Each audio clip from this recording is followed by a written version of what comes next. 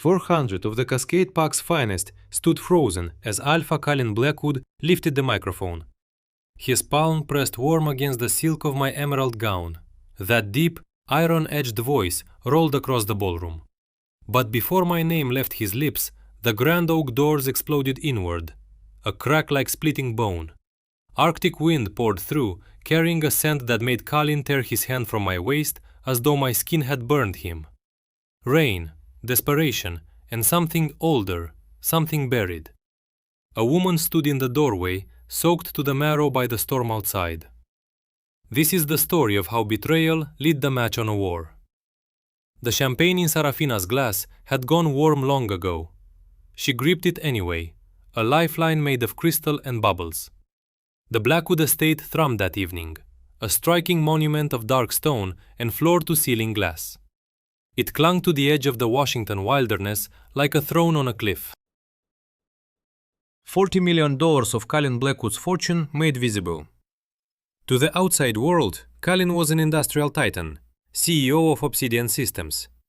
But behind these walls, among senators, power brokers, and the marked elite, he ruled as alpha of the Cascade Pack. Tonight was meant to seal it, the public declaration of his engagement. Saraphina smoothed the fall of her emerald dress. She hadn't inherited this world. Scholarship student, graphic designer. She'd met Kalin in a Seattle coffee shop 3 years back. The pull between them had been immediate. A confirmation of the made bond. Biological, absolute, undeniable. At least that's what she'd believed. A voice said softly behind her. Kalin's hand settled against the small of her back. Heat bled through the silk. He smelled of cedar and rain and that sharp spiced musk that made her inner wolf stir. 6'3", eyes like a storm gathering over granite. A jaw that could split glass. Pre-ceremony nerves. Sarah smiled and leaned into his chest. Big announcement. The biggest. He pressed his lips to her temple. I love you, Saraphina. Don't ever forget that. You are my anchor and you are my sail, she whispered, their private vow, spoken like a secret. The music dimmed. The room went still. Kalin moved to the front and took the microphone. Every inch of him radiated command, a perfect predator wrapped in a bespoke Tom Ford suit. Distinguished guests, his voice carried, rich and unhurried. Thank you for honoring the Cascade family with your presence tonight. You know that true strength lives in stability. Tonight, I am proud to introduce the woman who is that stability in my life, my intended. The grand oak doors at the ballroom entrance blew open with the sharp crack of a gunshot. Every head turned. Silence dropped over the room like a funeral shroud. A woman stood in the threshold, drenched by the downpour behind her. Slight frame. Platinum blonde hair plastered to her skull, a face pale as candle wax, carved with distress. But none of that held the room. It was her hands, both pressed to a visibly swollen belly. 6 months, at least. Saraphina's heart stopped mid-beat. She knew that face. Every soul in the room knew it. Isela. Isla Vane. Kalin's childhood sweetheart, the one who'd vanished from the pack 2 full years before Sarah ever arrived. The one Kalin swore he'd left behind. Kalin, Isela choked out, her broken voice climbing the vaulted ceilings. She staggered 1 step forward. Help me, please, they're coming for us. Kalin released the microphone. It hit the floor with a screech of feedback that made the crowd flinch. He didn't notice. He was already moving, not walking, sprinting. He caught her the instant her knees buckled, swept her up against his chest, his tailored suit soaking through with the rain, still pouring off her body. Saraphina stood on the stage, motionless, blood draining from her face. He never looked back, not once, not at me. _13__, Isa gasped, loud enough for the front rows to catch every syllable. Her fingers twisted into Kalin's lapels. It's yours, Kale. I ran because I was afraid. But it's a boy. Your heir. The whisper tore through the room like flame through dry grass. An heir. In Wolf society, an alpha with an heir wasn't just important. It was everything. A mate mattered, but an heir meant survival. Saraphina stepped down from the stage on shaking legs. She moved toward them, desperate for Kalin to deny it, for him to meet her eyes and call it impossible. She breathed, barely a sound. Kalin lifted his gaze. His grey eyes were feral, blown wide with shock and something ancient, something protective that crawled down her spine like ice. His attention dropped to Isella's stomach, then back to Sarah. The silence stretched into an eternity. "Saraphina," he said, hard, commanding. "Go to the guest quarters." "What?" Sarah's world tilted. The alpha's roar cracked through the hall like a whip. Guests flinched where they stood. "Isella is under my protection. She carries my blood. The engagement is postponed." "Postponed?" Isella pressed her face into Kalin's neck, whimpering softly. But over his shoulder, Sarah saw it. One fleeting second, Isella's tear-soaked eyes locked onto hers, and the corner of that trembling mouth lifted into a razor-thin, victorious smirk. Something inside Sarah's chest didn't just break. It shattered at the foundation. Not her heart alone, the bond itself. She felt rejection slice through her like a blade made of silence. "You're choosing her?" Sarah's voice came out unnervingly calm. Agony tore across Kalin's face. He looked destroyed. Then Isella cried out, doubling over, hands clutching her abdomen. "I have to," Kalin snapped. "It's my son, Saraphina. Grow up." He turned his back on her, carried the pregnant woman out of the hall, with his security detail closing ranks behind him. He left Saraphina standing alone. Dead center of a room packed with 400 witnesses to her destruction. She didn't cry, not yet. She set her champagne flute on a passing waiter's tray with surgical precision. "The check, please," she murmured to no one. The master bedroom reeked of him. Every breath was a wound. Saraphina moved like a soldier, no frantic grabbing. She bypassed every dress he'd bought her, every piece of jewelry, every fur. She pulled a duffel bag from the closet and filled it with what she'd arrived with 3 years ago. Jeans, graphic tees, her sketchbook, her laptop. Her passport went in next. Then she opened the safe. Inside sat a thick stack of cash. Emergency money she'd quietly built from freelance design work over the years. Kalin used to laugh about her quote 27, called it charming, swore she'd never need it. She tucked $15,000 into the bag. The door groaned open behind her. Kalin filled the frame, looking gutted. Tie gone, shirt hanging open. He carried the sharp tank of antiseptic, and beneath it, Isella's floral perfume. A ragged exhale as he stepped closer. Sarah yanked the zipper shut. The sound cut through the stillness like a gunshot. Code 31. Kalin almost laughed, shook his head like the idea was absurd. Quote 32. Quote 33. Sarah asked. Her eyes stayed on her boots. She wouldn't look at him. "The timeline fits," Kalin said, dragging a hand through his hair. "Before we met. Look, we'll run a DNA test after the baby comes, but until then, I can't risk the life of a potential heir. You understand that, don't you? You've always been the reasonable one." Reasonable. Sarah's gaze finally rose to meet his. Her eyes were bone dry, lit with a cold, unfamiliar fire that made Kalin take half a step back. Quote 37. Quote 38. Kalin growled, his palm cracking against the wall. Sarah said quietly. She crossed to the dresser, lifted the engagement ring, 5 carats, rare blue diamond, held it out to him. Kalin's jaw tightened. He stepped away from her hand like it burned. "No, I won't take that. We're still mates, Saraphina. This is nothing more than a speed bump. We'll get through it. Isella takes the east wing. You stay here. After the baby comes, we sort out custody. And she leaves. She will never leave, Kalin. She's your first love.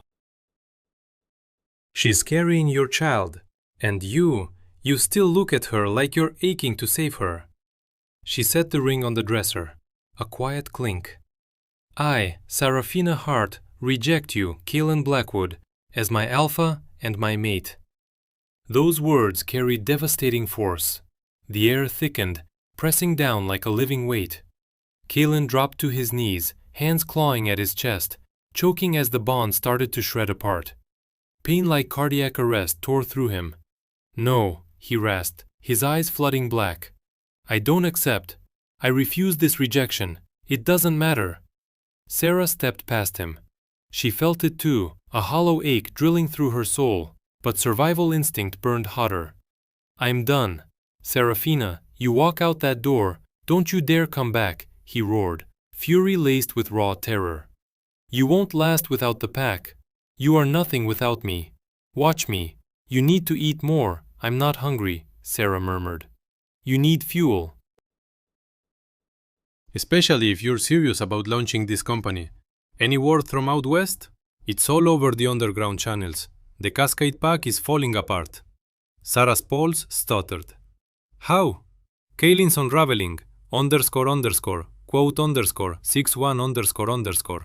Since you left, he's turned brutal, picking fights with neighboring alphas over phantom border disputes. He's tearing the state apart looking for you. And Isela, quote 62, that's where it gets interesting. She's installed in the main house, playing Luna. But there's talk. What kind of talk? The baby still hasn't arrived. She insists it's a wolf pregnancy, longer gestation.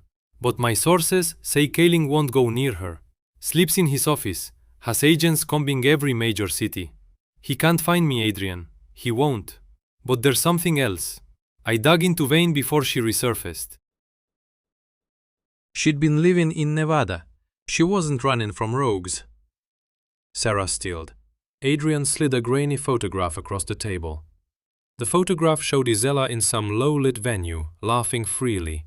Her fingers curled around the forearm of a man marked by a thick scar cutting across his throat. Sarah's breath caught. She knew that scar.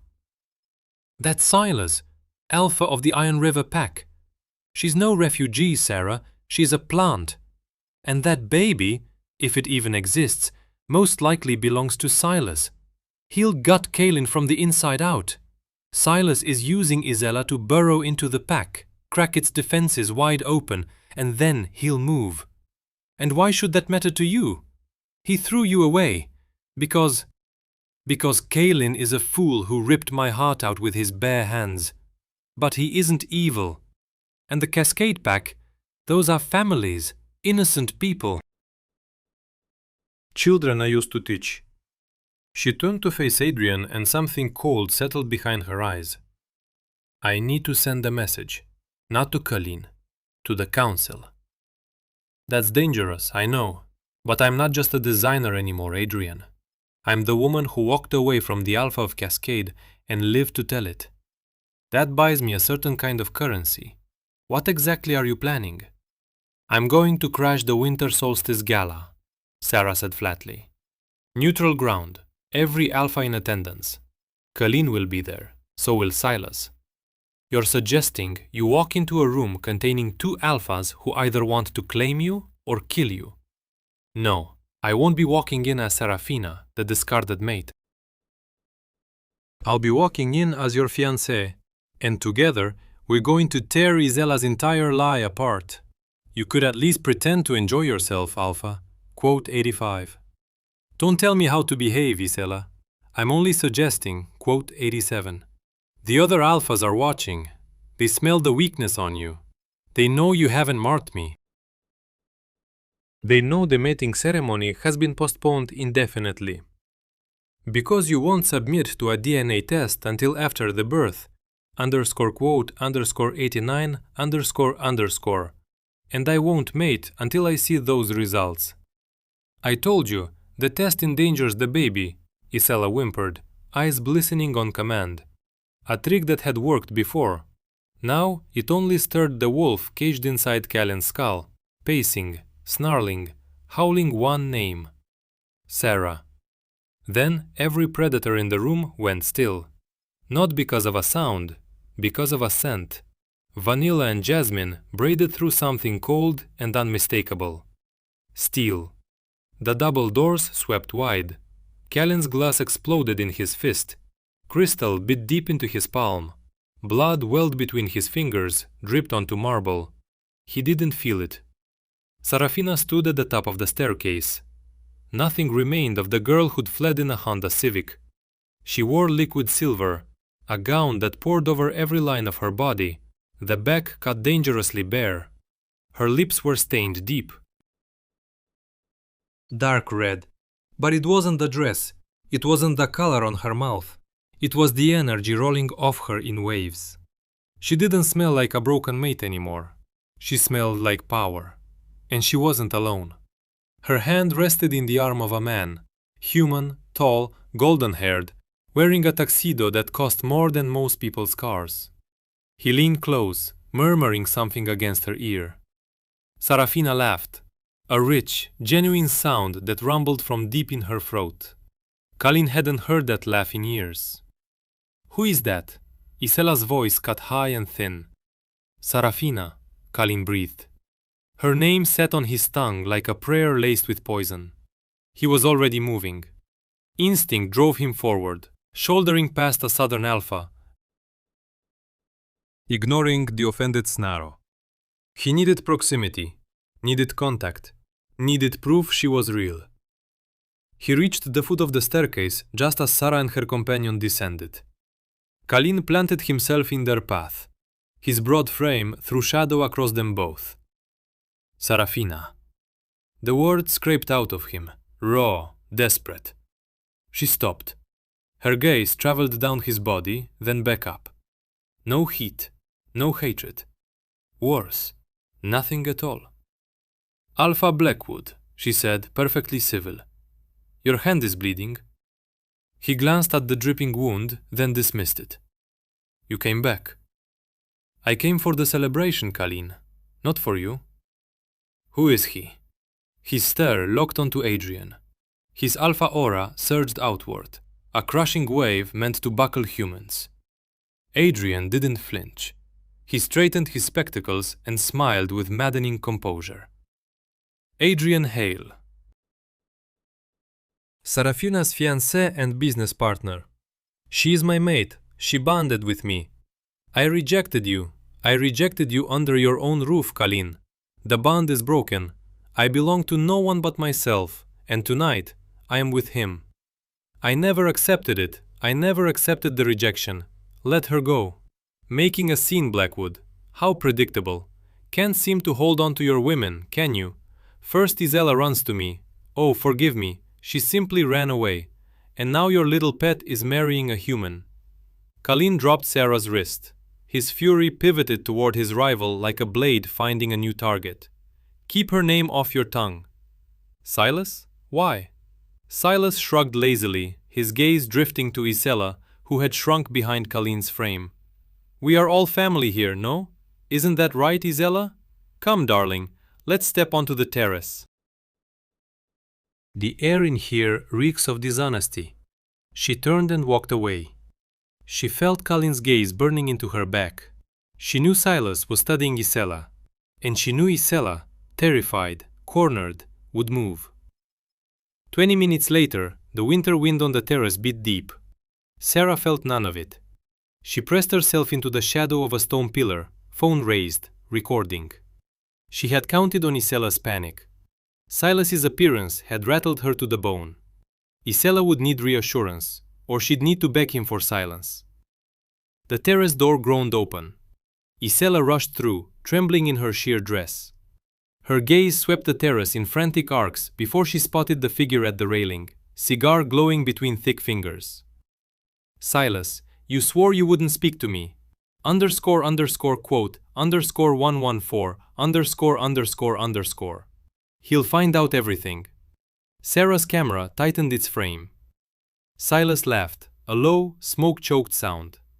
He grabbed Isela's face, fingers pressing hard into her jaw. Steady yourself, little bird. Kalin is shattered. He gapes at his former mate like a lost pup. He suspects nothing. He's demanding a DNA test, quote, 117, quote. When the baby comes, he'll know it isn't a Blackwood. He will kill me. Let him. By the time that brat draws its first breath, my warriors will have torn through the Cascade defenses. You handed us the security codes, didn't you? Yes, but you promised to protect me. You told me the baby was yours. Silas shoved her away. The child is mine. An Iron River heir, raised on the ashes of the Blackwood estate. That was the pact. You rise as Luna. I acquire the territory.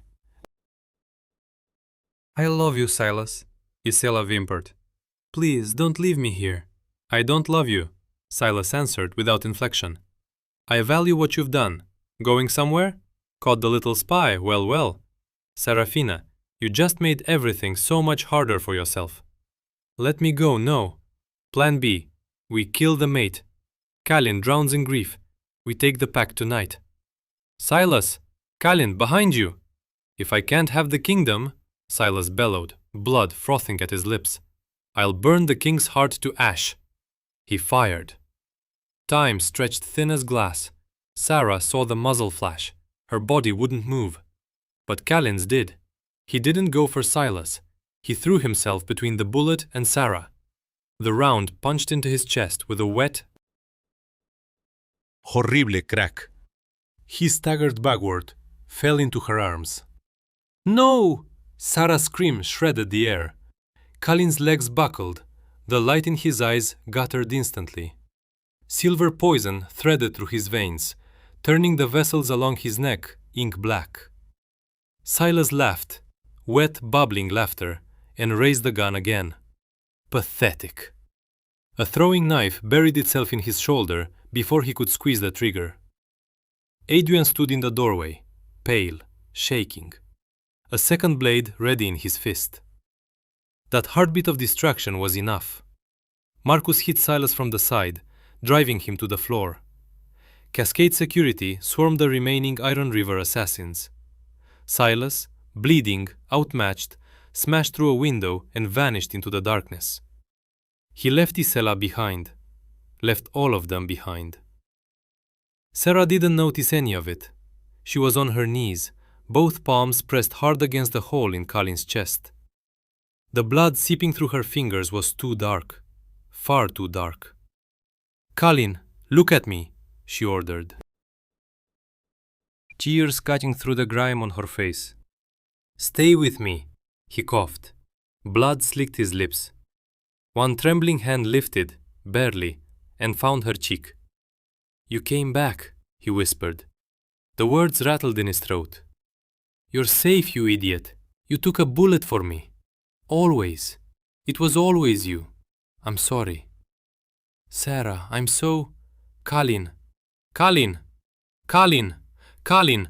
Lie down. The poison. Quote 151. Where is he? Quote 152. You are in no condition to move. Quote 153. I don't care about the doctors, Kalin snarled, his gaze locking on the door behind her. Where is Silas? Gone, Sarah said, forcing calm into her voice, trying to reach his wolf. He retreated to Iron River. The council set up a perimeter. They're negotiating a ceasefire.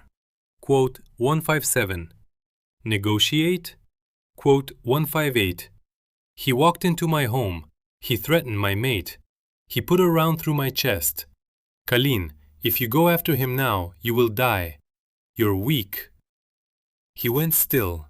His gaze dropped to her hand on his arm, then lifted to her face. The feral glow receded, just enough to reveal the man buried beneath the beast. He cupped her face with hands that could shatter bone, his touch impossibly gentle. He touched you, Kalin whispered. His thumb traced her cheekbone. I watched him put his hands on you. I heard him threaten to kill you, to wound me. I'm fine. I'm right here. You're here because I got lucky. Underscore quote underscore 166 underscore underscore. I swore to protect this pack, Saraphina. But the pack means nothing without you. I'm not negotiating. I'm finishing this. Marcus! Alpha! You're awake! Assemble the assault team, Kalin ordered, striding toward the armory. Fighters, scouts, enforcers. Every wolf capable of violence. In the courtyard, 10 minutes. Marcos jogged to match his pace. Iron River is a fortress. Silas has recalled his full army. If we strike without council approval, this isn't a skirmish. It's a declaration of total war. We become outlaws. Kalin halted at the armory door, turned to face his beta. I don't care about the council. I don't care about the laws. Silas Vane dies tonight. I will burn his legacy until nothing remains but ash. If you fear what comes next, stay behind. Marcus studied his alpha. He saw death living in Kalin's gaze. He lowered his head. Quote underscore, 174 underscore. The assault on the Iron River estate was not a calculated military strike. It was a force of nature.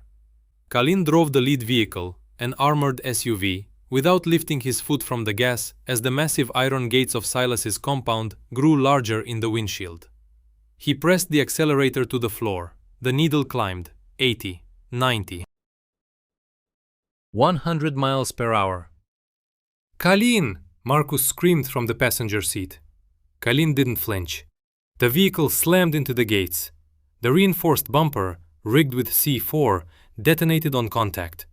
A fireball erupted skyward, vaporizing metal, hurling shrapnel into the Iron River guards like shattered teeth. Before the smoke had time to settle, Kalin kicked his door wide and rolled free. He didn't shift. Not yet. He fought as a man first, ripping an iron pipe from the wreckage and wielding it like a warhammer.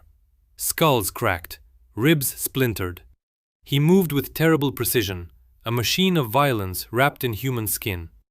When the resistance thickened around him, he surrendered to the wolf. The shift came mid-stride, seamless, horrifying. A massive beast materialized where the man had been, fur black as a sky without stars.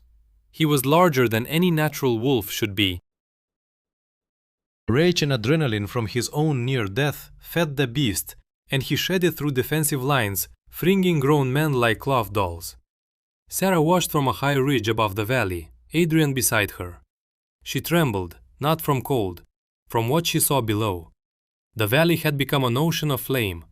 Blackwood wolves poured through the breach in waves, but Kalin was far ahead of them all, a singular engine of destruction, carving a straight path toward the main house. He's going to kill every one of them, Adrian whispered. Horror thickened his voice. No, Sarah said quietly, her eyes tracking the black shape that smashed through the mansion's front doors. Quote, 178, Inside, Kalin shifted back to human form. Nudity meant nothing. Dignity meant nothing. He was painted in blood and ash. He stalked the grand hallway while bullets cut the air around him. One grazed his shoulder, another buried itself in his thigh. His stride never broke. He kicked the heavy oak doors of the throne room off their hinges. Silas Vane stood by the fireplace, brandy glass in hand, flanked by his last 4 elite guards. The room reeked of fear. Silas screamed. His voice cracked on the last syllable. Kalin walked forward. All 4 guards lunged at once. Kalin didn't slow. He ducked a swing, gutted the first with his claws, snapped the second's neck, launched the third through a glass display case. The 4th ran. Kalin stood before Silas now, breathing hard, blood dripping from his chin in a steady rhythm. Quote 181, quote. Silas gasped. His back struck the stone hearth. Kalin whispered. The sound was more terrifying than any roar. His hand closed around Silas's throat. Silas clawed at the arm, twisted his face, tried to bite. But nothing in him could match the fury of a mate scorned. Kalin lifted him from the ground and drove him backward, straight into the roaring maw of the fireplace. The scream that tore from Silas was long, agonizing. It sliced through the sounds of battle outside like a blade through silk. Kalin held him there, watched the flames devour him. watched the man who had threatened his world turn to cinder and ash. When the screaming died, Kalin released his grip. He turned his back on the fire. "Run," he told the servants cowering in the corner. They fled. Kalin walked out of the mansion as the structural beams surrendered above him. The roof collapsed inward with a sound like thunder, a pillar of sparks and black smoke punching thousands of feet into the sky. He crossed the courtyard. Heat blistered his skin. Snow turned to steam beneath his feet. The battle was finished. Iron River wolves had surrendered or scattered. Then the adrenaline crash struck him like a fist to the chest. His legs buckled. He dropped to his knees in the mud, head bowed, ribs heaving. "Kalin!" Her voice. He lifted his gaze through the haze of pain. Sarah was running down the hillside. She slipped on ice, pushed herself up, kept running. The fire didn't stop her. The blood didn't stop her. She tore across the scorched ground and dropped to her knees before him. "I did it," Kalin choked out, his gaze unfocused, searching for her face. He pressed his skull against her chest, anchoring himself to the rhythm beneath her ribs. Nothing else registered. "I burned every last piece of it, Sarah, every stone, every wall. Is it enough? Have I paid what I owe?" Sarah let her eyes sweep the wreckage. A dynasty built over a century, shattered into dust because one man would not release his grip on her. She looked down at Kalin, bloody, shattered, devoted in a way that bordered on terrifying. She pulled his head tight against her, arms locked around his neck, his war soaking into the silver fabric of her dress. "Yes," she breathed into his filthy, matted hair, tears cutting lines down her cheeks. "It's enough, Kalin. It's enough."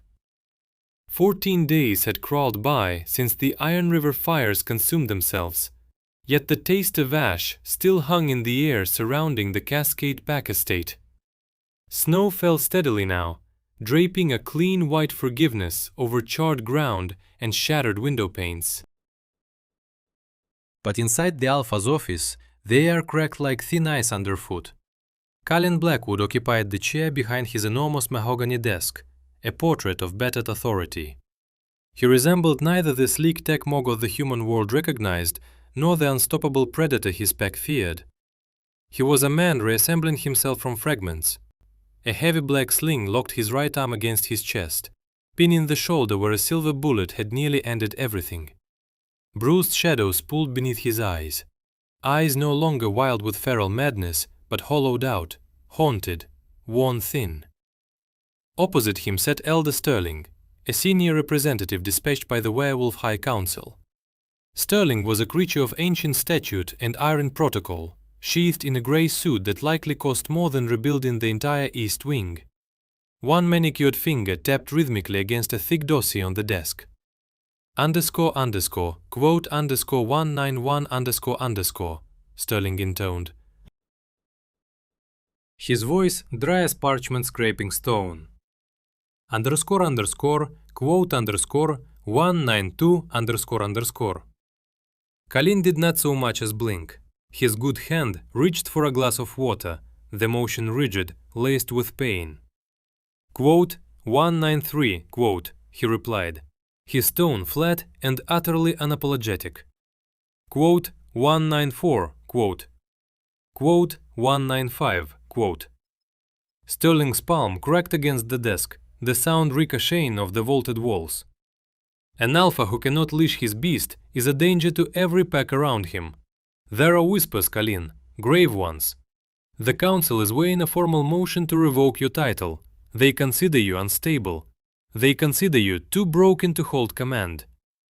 "Let them come," Kalin growled, a flare of amber bleeding through the grey of his irises. "I invite any alpha on that council to walk through my door and challenge me for this seat. One arm or two, I still have my jaws." "This is not a matter of brute force," Sterling hissed, leaning closer. "It is a question of judgment. You dismantled every alliance you had for a woman who publicly cast you aside. You are a king with no queen, waging war over a phantom. You are weakened, Kalin, because you stand alone." The heavy oak doors did not merely open. They swept inward with slow, deliberate intent. He is not alone. The voice landed cool and precise, slicing through the tension like a scalpel. Elder Sterling whipped around in his chair. Kalin's head jerked up, the aggression drained from his features, replaced by something closer to reverence. Saraphina filled the doorway. The jeans and paint-smeared t-shirts of the graphic designer were gone. So was the terrified girl who had vanished into the rain 5 years prior. What stood in their place was a woman who looked capable of dismantling the entire council before her morning coffee. She wore a black power suit cut with surgical precision. Jacket nipped at the waist, trousers breaking clean over stiletto heels that struck the hardwood like a metronome. Her hair was pulled back, severe and modern. Her lips painted the deep red of dried blood. She did not walk into that room. She stalked. She entered the room like she already owned every square inch of it, and the atmosphere bent around her. Sterling began, fingers fumbling with his tie, visibly off balance. Sarah replied, her tone silk over steel. She glided past the row of empty chairs and settled on the edge of Kalin's desk, legs crossed. Her gaze dropped to the elder, flat, unimpressed. As for rank, I'd say the woman who kept your alpha breathing outranks the bureaucrat who warmed the chair while the rest of us bled. Kalin released a sharp exhale, almost a laugh. Would have been, if his ribs weren't bound in tape. __quote, _206, __. Sarah shifted her attention to Kalin. This close, the damage of the past 2 weeks was impossible to ignore. His skin had gone pale as ash. His hand shook when it wasn't gripping something solid. But his eyes were clear. Whatever madness had lived there before was gone. Is it done? She asked. Sterling might as well have been furniture. Kalin understood the question without elaboration. He dipped his chin once, grave and certain. It's done. The DNA results had arrived from the lab that morning. Silence swallowed the room whole.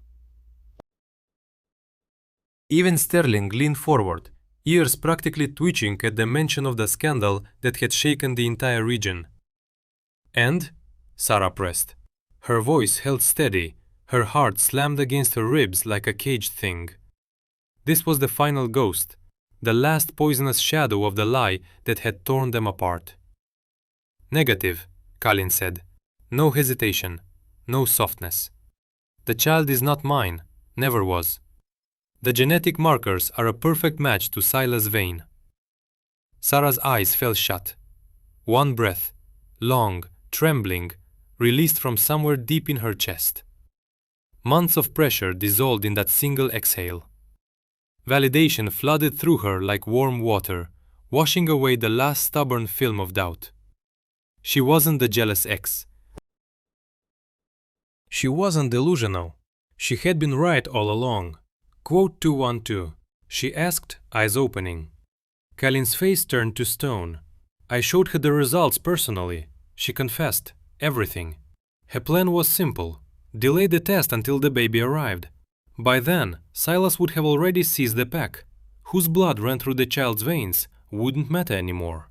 Where is she now? Sarah asked. Exiled, Kalin said. The word landed like a door slamming shut. I didn't kill her, Saraphina. She carries a child. Even if that child was fathered by a traitor, I won't stain my hands with innocent blood. But she has been stripped of the pack name. Transport took her to the Northern Territories an hour ago. She will spend her days in the bleak lands, far past the borders of any civilized pack. She will never set foot in Washington again. If she tries, the standing order is shoot on sight.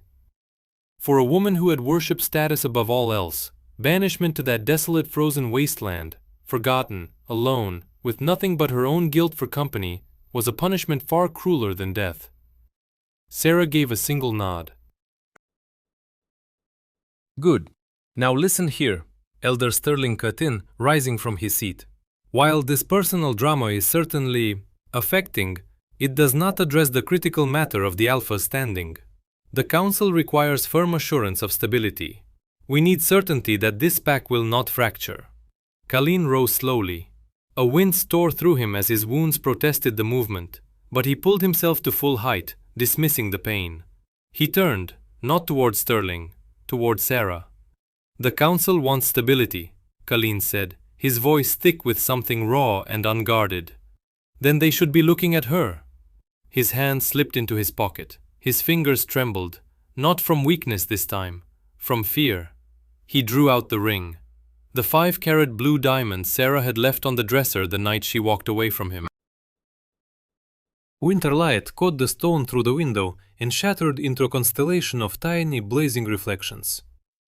"Sterling called me a king without a queen," Kalin murmured, his gaze locked on Sarah alone. "He was right.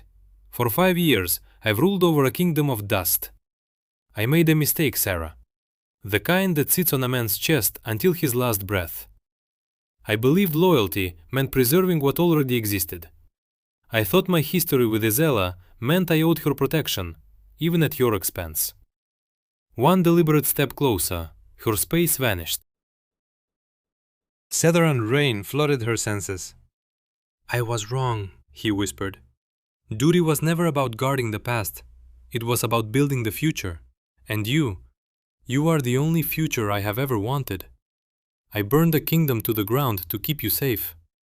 I would burn the rest of the world to ash if you asked me to, but I don't want to be the alpha of ruins anymore. I want to build something real.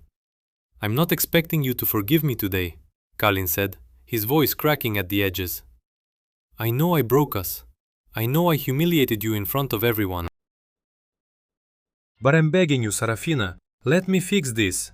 Be my partner, be my equal, be my Luna." "I won't be wearing this yet," Sarah said evenly. Kalin's shoulders sagged, the light dimming in his expression. "Sarah." "No," she stopped him with a raised hand. "You don't erase 5 years of pain with one dramatic gesture and a stone, Kalin. You dismantled a rival pack. Impressive.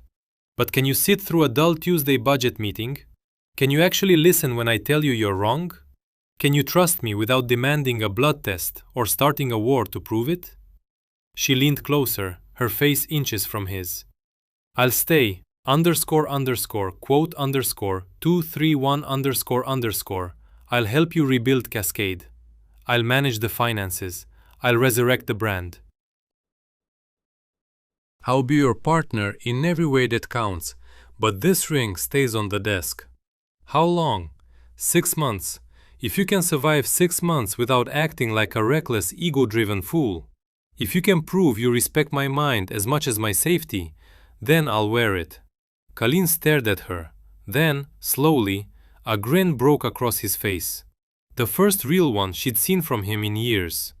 It stripped the hardness away, made him look younger, lighter. 6 months, he agreed, nodding once. "I can do 6 months. I'll be a saint. I'll be boring. I'll take up knitting if I have to. I'd pay good money to see that," Sarah laughed. She pivoted toward Elder Sterling, who looked thoroughly lost by everything he'd just witnessed. "You heard him, Elder?" Sarah's voice rang with unmistakable authority, the natural command of a Luna threading through every syllable without effort. "The Alpha isn't leaving. The pack is intact, and there's a mountain of work ahead. So unless you're volunteering to review contractor bids for the new East Wing, I suggest you clear out of my office. You heard her, and she frightens me more than the entire council. I'd recommend you leave." Sterling snatched up his papers with an offended huff, muttering about unorthodox leadership, and swept from the room in a storm of rustling documents. The moment the door closed, the air between them shifted, formal tension dissolving into something electric. Kalin reached out with his good arm, hooking it around Sarah's waist and pulling her off the desk's edge, pressing her flush against him. "Your office," Kalin murmured, his nose grazing hers. "Funny, I could have sworn my name was on the deed." "It's adorable that you think you're still in charge, Kalin. I told you, I'm not just a designer anymore. I'm the one who decides whether the king keeps his throne. Long live the queen." Beyond the windows, snow kept falling, burying everything that came before. Inside, the fire roared bright and steady, throwing golden light across the road ahead. And that, right there, is why you never underestimate a woman who knows exactly what she's worth, or the alpha who finally figures it out. Kalin burned an empire to the ground to prove his devotion, but Saraphina proved she never needed a crown to be royalty. So what did you think of this ending? Did Isela get off too easy with exile, or was that the perfect punishment? Drop your take in the comments. If this wild ride of heartbreak and vengeance pulled you in, hit that like button, it makes a real difference. Subscribe and turn on notifications so the next story finds you. Until then, keep your standards high and your loyalty fierce.